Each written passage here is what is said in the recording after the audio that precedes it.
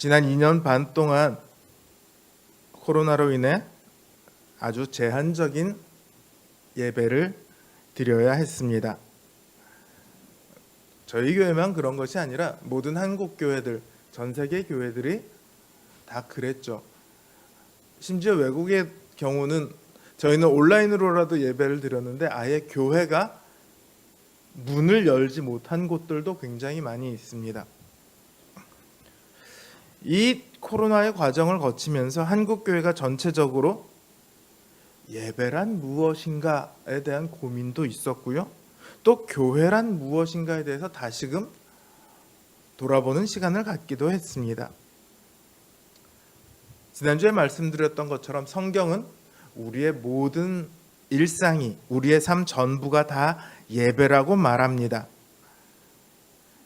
하나님의 거룩하신 뜻대로 사용하시도록 우리를 하나님께 드리는 것이 예배다, 이렇게 말하죠. 맞습니다. 우리의 모든 시간은 다 예배입니다. 그리고 예배여야만 하고요. 그러나 오늘은 특별히 그 중에서도 우리의 공예배에 대해서 말씀을 드리고자 합니다. 공예배라 함은 교회 공동체가 함께 모여 드리는 예배를 공예배라고 하죠. 16세기에 종교개혁자들이요, 예배서라는 걸 만듭니다. 예배를 어떻게 드려야 하느냐, 여기에 대해서 아예 문서로 만드는 거죠. 처음 시작은 기도서를 만들기 시작했어요. 어떻게 기도할까, 공동기도서예요. 그러다가 그것이 점차 발전돼서 예배서를 만들었고요. 그래서 칼빈의 예식서나 스코틀랜드의 공동 예배 모범, 웨스터민스터 신앙고백상의 예배 모범, 이렇게 쭉 이어졌고요. 오늘날 장로교회들은 거의 다 예배 모범을 가지고 있습니다. 헌법 안에 어떻게 예배 드릴까를 규정을 하고 있는 거죠. 그런데 사실상 많은 현대의 예배들이요, 이 예배 모범하고는 다른 방식으로 드려지고 있습니다. 이렇게 된 것은 19세기에 미국의 대부흥 시기를 거치면서 종교개혁자들이 추구했던 예배를 대신해서 더 많은 사람을 모아서 회심시킬 수 있는 형태를 추구하다 보니까 그렇게 되었어요. 부흥의 형태의 예배가 예배의 중심을 차지하기 시작한 겁니다. 찬송가를 부르다가 설교를 듣고 다시 찬송가를 부르고 또 기도하고 이제 이런 식이죠.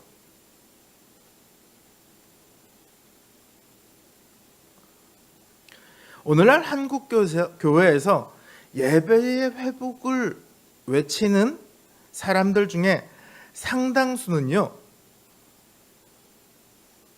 한국 교회의 예배가 천편일률적이고 생기가 부족하고 습관적이다, 이렇게 말해요. 예배가 단조롭고 활기 없는 그런 형식적인 작업으로 변해가고 있으며 감동도 없고 감격도 없고 그저 지루하게만 여겨진다, 이렇게 말하죠. 그러면서 예배의 회복을 이야기해요. 근데 이렇게 얘기하는 배경에는 어떻게 보는 시각이 있어요? 예배를 부흥과 관련지어서 보려는 생각이 깔려 있습니다. 그래서 어떻게 하면 예배를 통해서 더 많은 사람들을 끌어모으고 어떻게 하면 예배가 지루하지 않게 모든 사람들이 다 즐겁게 참여할 수 있게 될까, 이거를 고민하면서 예배에 많은 변화를 도입하고 있습니다. 지금 예배의 모습이요, 굉장히 많이 변화를 하고 있습니다. 시대를 따라서 변화를 하죠. 작년 하반기부터 나타난 주요한 변화 중에 하나는 흔히 우리가 메타버스라고 하죠. 가상 공간에서 모이는 거, 아바타로 가상 공간에서 모이는 거, 이 메타버스 상의 예배가 시작되었다는 거예요.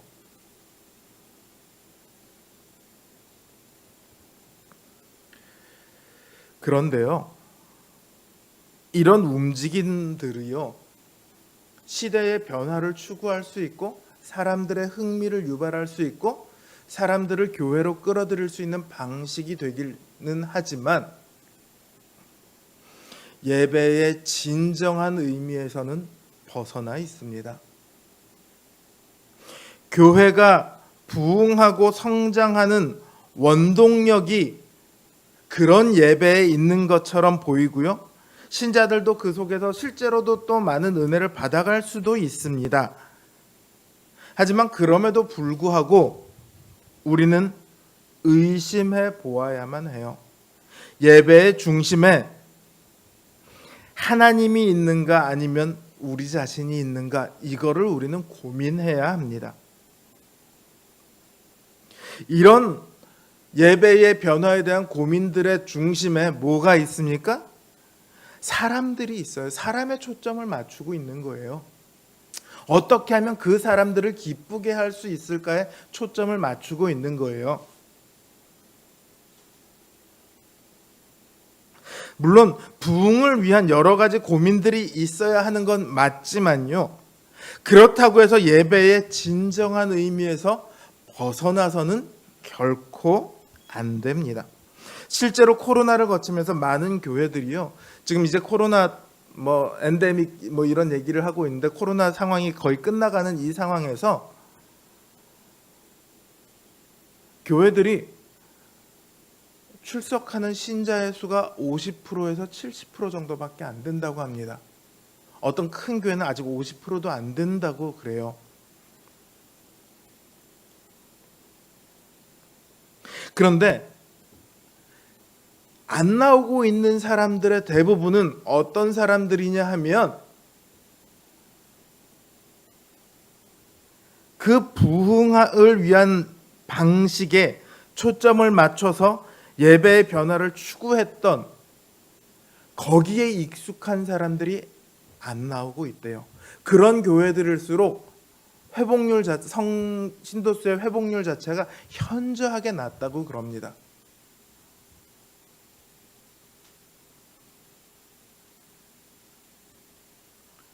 그런 예배들은 사람을 모을 수는 있습니다. 하지만 사람의 믿음을 자라게 하지는 못합니다. 왜냐하면 진정한 예배에서 한 걸음 비껴나 있기 때문이죠. 진정한 예배란 우리가 무언가를 얻기 위해서 드리는 것이 아닙니다. 예배는 우리가 뭔가를 드리기 이전에 하나님께 우리가 무언가를 얻는 것이 아니라 하나님께 우리 자신을 드리는 것, 이게 바로 예배라고요. 그래서 우리 자신을 모두 바쳐서 하나님을 우리의 하나님으로 고백하고 하나님께 영광을 돌리는 동시에 그 하나님을 모시고 그 기쁨을 함께 성도들이 함께 누리는 것, 이게 바로 예배입니다.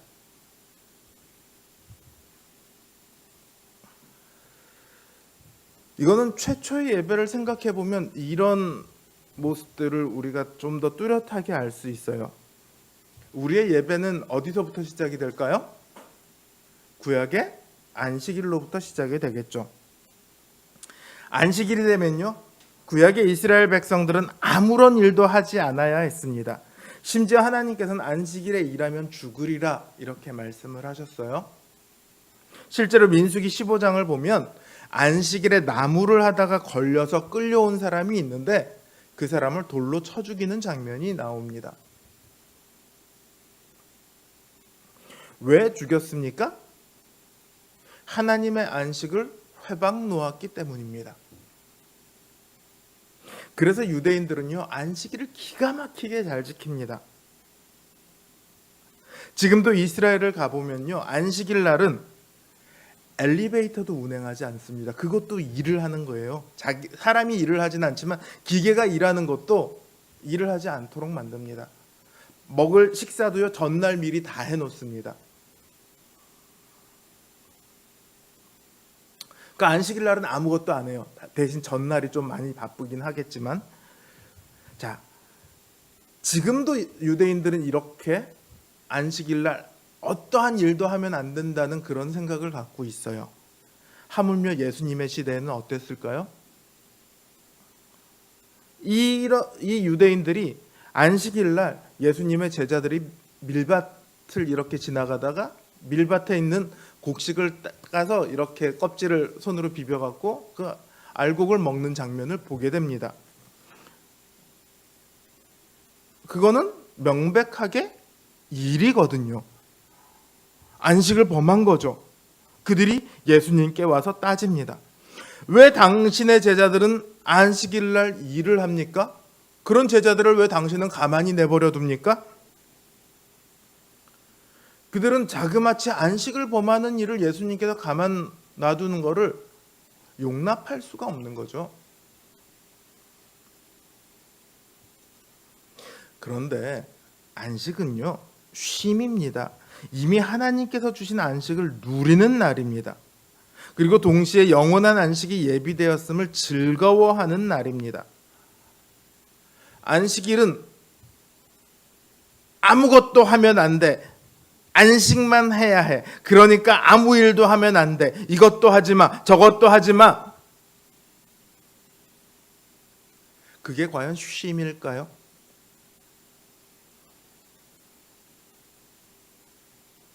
물론 처음에 안식을 범한 사람을 돌로 쳐 죽인 사건은 있습니다.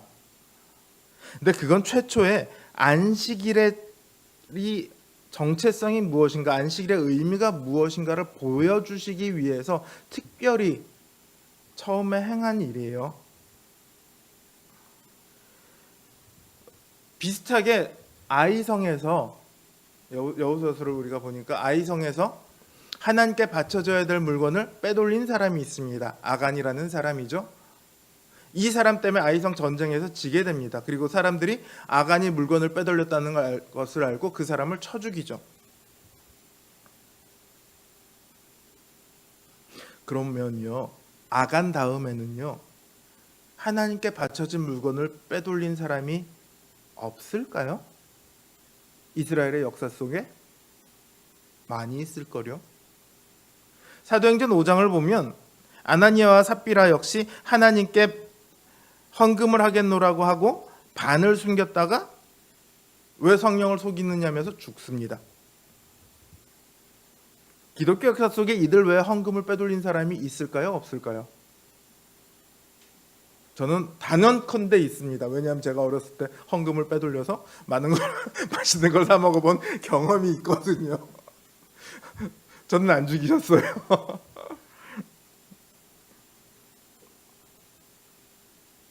안식일도요, 그 후로도 안식일을 범한 사람이 분명히 있습니다. 그런데 하나님께서 안식일을 제정하신 이유는요, 하나님께서 창조를 통해 주신 안식, 그리고 구속을 통해 주신 안식을 사람들이 누리도록 하기 위해서이지 안식일 자체를 지키도록 하기 위한 것이 결코 아닙니다. 유대인들은 그걸 이해하지 못한 거예요. 그래서 주님께 와서 따지고 있는 겁니다. 주님께서 대답하십니다. 그 성소에 들어가면 진설병이라고 떡이 있습니다. 이건 제사장들 외에는 아무도 먹을 수가 없습니다. 그런데 다윗이 사울에게 쫓겨 다닐 때에 배가 고프니까 이 성소에 들어가서 진설병을 자기도 먹고 부하들에게 나눠줘서 먹도록 합니다. 그래서 하나님께서 이 다윗을 벌하셨습니까? 그 진설병을 먹은 자들이 그 성소 문을 나서자마자 피를 토하며 쓰러졌습니까? 그런 일 없었거든요. 예수님께서 그 이야기를 하세요. 너희는 하나님께서 정말로 다윗이 차라리 배가 고파서 죽는 한이 있더라도 진설병을 먹지 않기를 원하셨다, 이렇게 생각하느냐? 그게 아니라는 거죠.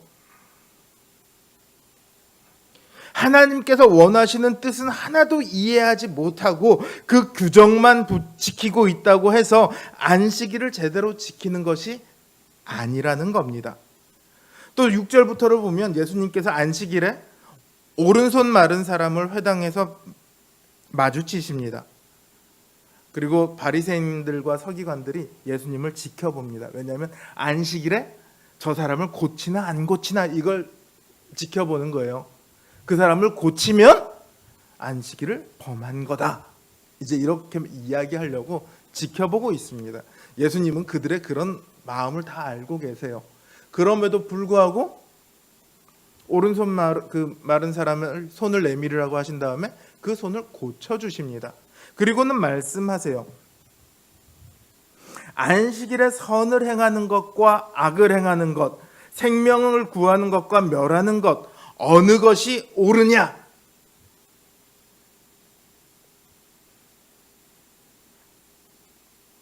하나님께서 정말 원하시는 것이 무언가를 물으시는 거죠.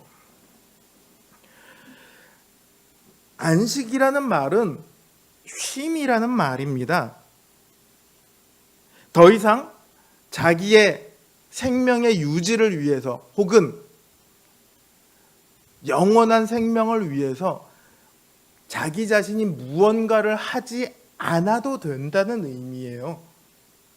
내가 이제 그거 다 끝났어. 더 이상 하지 않아도 돼. 그러니까 이제는 거기 대해서 쉬는 게 안식이에요. 아예 아무 일도 하면 안 되는 것이 아니고요.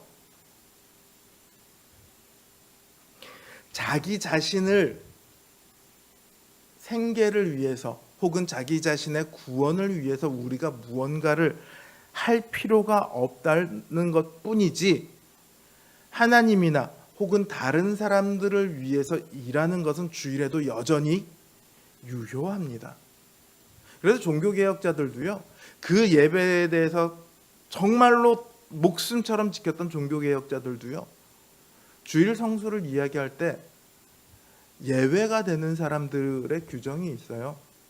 생명을 살리거나 생명을 지키는데 종사하는 사람들, 소방관, 경찰관, 군인, 의사, 이런 사람들에 대해서는 예외 규정을 따로 만들어 두고 있습니다.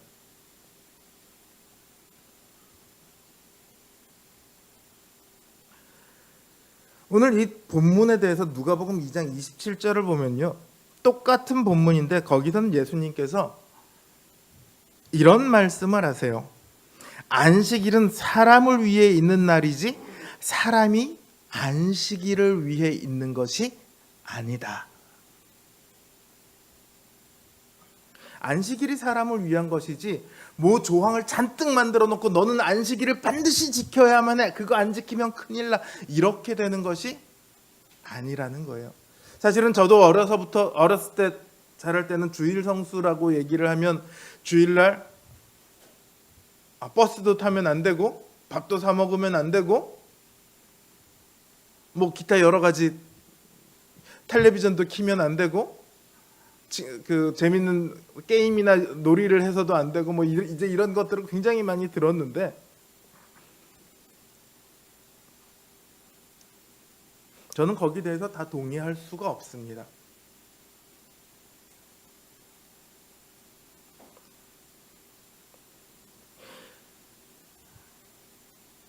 안식일이 사람을 위한 것이다. 왜 안식일이 사람을 위한 것인가? 주님께서 이렇게 말씀하시죠. 인자는 안식일의 주인이다. 예수님께서는 사람들에게 안식을 주기 위해 오셨습니다. 너희가 이거를 하면 내가 안식을 줄게. 하나님께서 이렇게 말씀하신 것이 결코 아니라는 거예요. 그러니까 안식일 자체가 예수님께서 사람을 위해 하실 모든 일들을 이미 그 안에 다 품고 있는 상징입니다. 안식일의 참된 의미는 예수 그리스도께서 그 백성들을 구원하시고 안식을 주실 것이라는 이 사실에서 조금도 벗어나지 않습니다. 그래서 예수님 이후로는 더 이상 안식일을 지키지 않아요. 대신에 일주일 중에 하루를 정해서 다 같이 모여 예배하는 날, 곧 주일을 지키고 있습니다.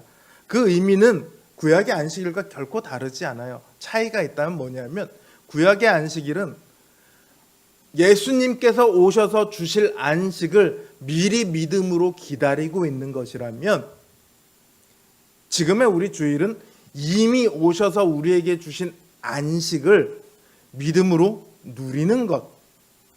거기 다음에 올 일을 믿음으로 받고 있느냐, 아니면 이전에 있었던 일을 믿음으로 받고 있느냐, 이 차이만 있을 뿐이에요.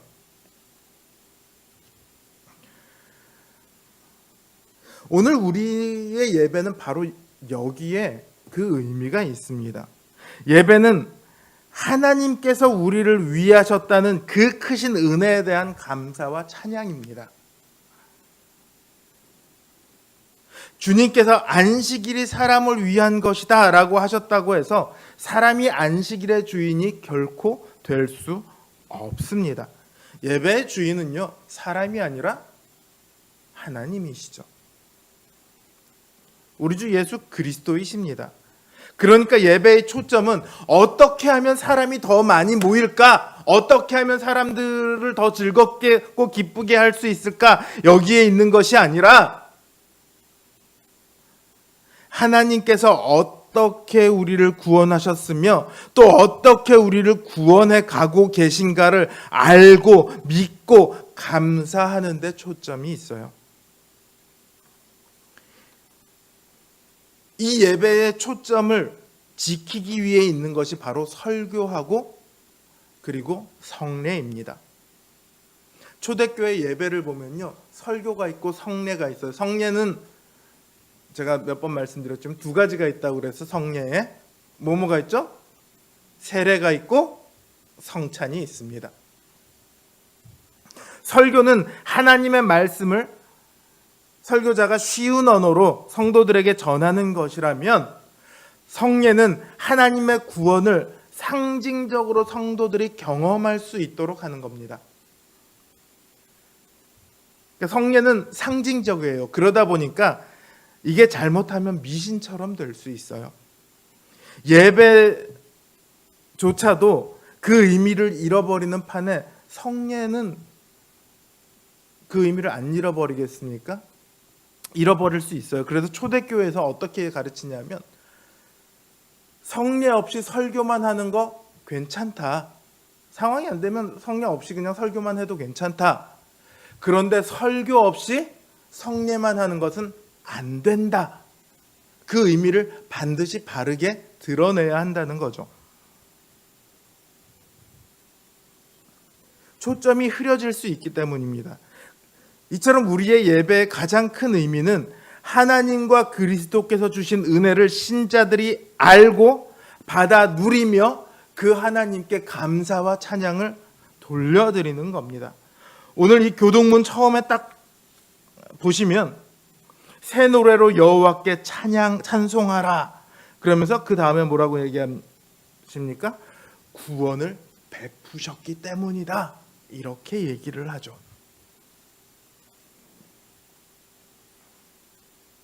이게 바로 예배예요. 신자들은요, 예배를 통해서 하나님으로부터 오는 모든 은혜를 받습니다. 은혜 받은 자의 믿음과 헌신과 경배와 찬양을 하나님께 올려드립니다. 그래서 예배는요, 하나님과 우리들 사이의 교제예요. 하나님께서 우리에게 은혜를 주시고 우리가 찬송으로 화답을 하는 거예요. 우리는 천장 자체가 낮기 때문에 강대상 높이가 이 정도밖에 안 되죠. 근데 좀 규모가 큰 교회들 가보면 강대상이 굉장히 높아요. 왜 강대상이 그렇게 높을까요? 목사님을 우러러보도록 하기 위해서 강대상이 높을까요?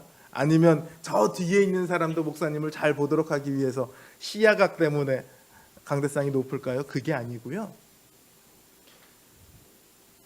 예배의 인도자, 특히 설교자가 하나님의 말씀을 전하는 이 설교 강단이 하나님과 우리가 만나는 곳이기 때문에 그렇습니다. 하늘과 땅이 만나는 접점이라는 그 의미에서 강대상을 일부러 하늘을 향하도록 높게 설교 강단을 그렇게 만드는 겁니다. 결코 목사를 우러러보도록 하기 위해서 설교 강단이 높은 게 아니에요. 교회 예배당을 지을 때는요, 그 안에 모든 신학적 의미를 다 고려하고 짓습니다.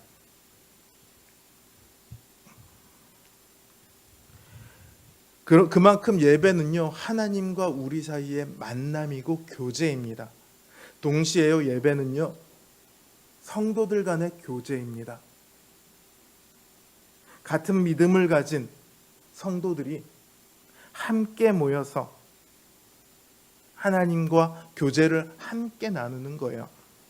예배는 나 혼자서 하나님과 만나는 시간이 결코 아닙니다. 모든 신자가 한 믿음, 한 마음으로 합하여 하나님과 만납니다. 그래서 성도의 교제 역시요, 예배에서 굉장히 중요한 한 요소입니다. 결코 빠질 수 없습니다. 제가 원격 예배가 제한적일 수밖에 없다라고 얘기하는 이유가 바로 여기에 있어요.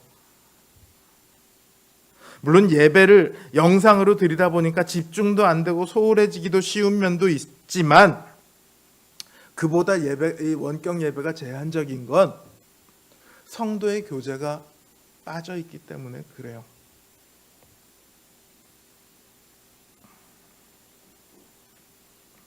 이제는 그 예배가 그 온전한 의미대로 다시 회복되어야 되겠죠. 성도의 교제가 다시 살아나야 합니다. 현장에 모여서 함께 예배드리기를 힘써야 합니다.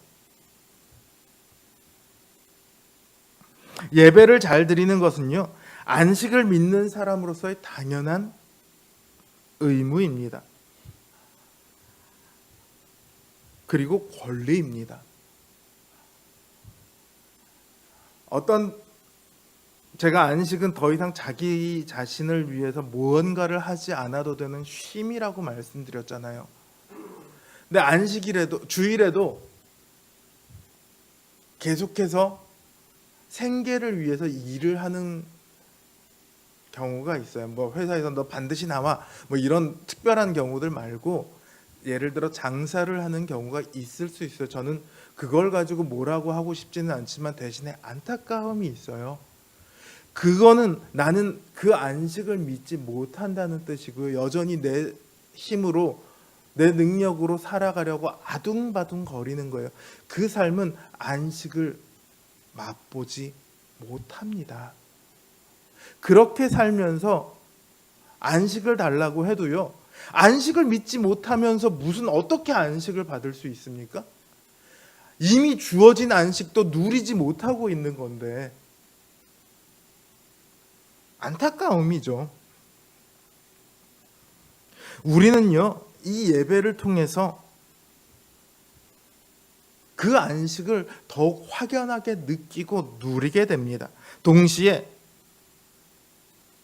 이 세상에서 믿음으로 살아갈 힘과 능력도 이 예배를 통해서 얻게 됩니다. 하나님으로부터 오는 말씀과 우리 믿음의 형제자매로부터 오는 위로와 격려의 교제가 우리를 세상을 견디고 이기게 만듭니다. 우리 교회의 예배 형태가 매번 똑같은 설교, 똑같은 찬양, 똑같은 사람들만 모이는 어떻게 보면 지루해 보이고 변화도 없어 보이는 그런 예배처럼 보일 수 있습니다.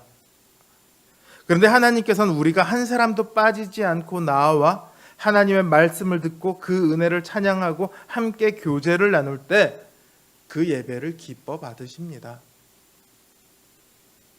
예배가 여러분들의 삶에서 가장 중요한 일이 되게 하십시오. 웨스트민스터 소유리 문답 90문은요, 설교하고 읽는 말씀의 효과에 대해서 말하고 있습니다. 그 답을 보면 이렇게 가르치고 있습니다. 하나님의 말씀이 구원에 이르는 효력이 되게 하려면 우리는 부지런함과 마음의 준비와 기도로서 임하여야 하며 믿음과 사랑으로 그 말씀을 받아들여 우리 마음에 간직하며 우리의 생활로 실천하여야 한다. 이렇게 되어 있어요. 제가 따로 설교를 연구하는 모임을 참석을 하고 있습니다. 이 모임에 가면 제가 농담처럼 하는 얘기가 있어요.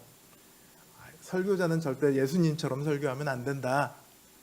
예수님이 설교를 못 하셨다는 뜻이 아니고요. 예수님께서 귀 있는 자는 들으라 이렇게 말씀을 하셨거든요.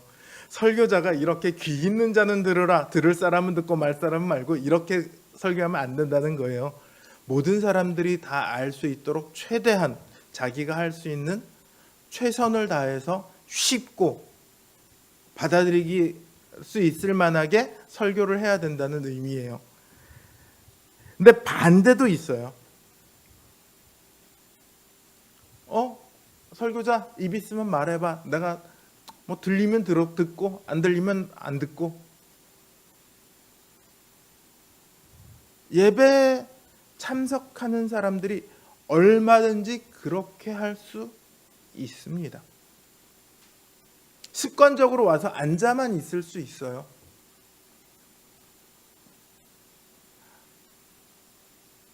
제가 가끔 이야기를 하곤 했는데 제가 옛날에 가르쳤던 한 학생은 설교가 딱 시작되는 순간부터 머릿속에서 게임 한 편이 쫙 시작이 됩니다. 그때 이제 유행하던 스타크래프트라는 게임을 머릿속에서 혼자서 막 해요. 그리고 설교 끝날 때쯤 되면 딱 한 판이 끝난대요. 앉아는 있지만 스스로 전혀 설교를 들을 준비가 되어 있지 않죠. 설교를 받아들일 자세가 없는 거예요. 이런 태도로 예배를 임하는 것은요, 결코 하나님도 기뻐하지 않으실 뿐만 아니라 자기 자신에게도 기쁨이 없게 됩니다. 예배를 소홀히 하면요, 믿음에서 멀어질 수밖에 없습니다. 예배가 우리 삶에서 가장 최우선적인 목적이 되게 하십시오. 가장 가치 있는 일이 되게 하십시오. 예배가 제 삶이 하나님께 속해 있습니다. 이 헌신의 고백이 되게 하십시오. 예배가 우리 공동체의 하나된 믿음과 사랑의 고백이 되게 하십시오. 하나님께서 그 예배를 기뻐 받으시며 그 예배 가운데 우리에게 하늘의 은혜와 평강과 안식을 충만히 주실 것입니다.